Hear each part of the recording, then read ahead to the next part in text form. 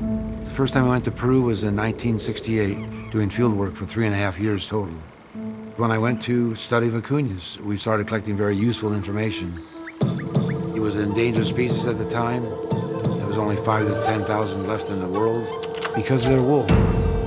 The wool was sold on the international market for hundreds of dollars per pound.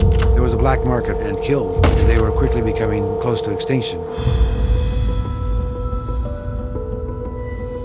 La vicuña es la reina de todos los camélidos sudamericanos.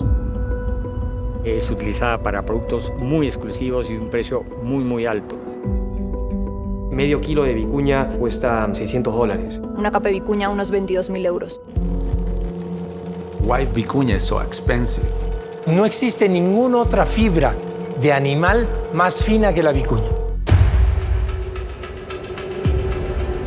It's probably the highest elevations and the most severe conditions that humans can survive.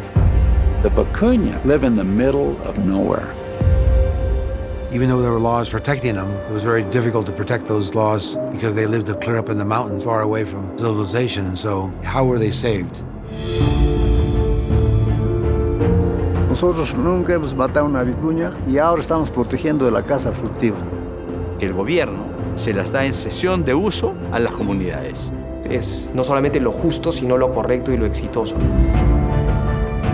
You're now in charge of to take care of them, to manage them, and to harvest them for the wool. The Vicuña Salvation, saving from extinction, is the greatest conservation success story never told.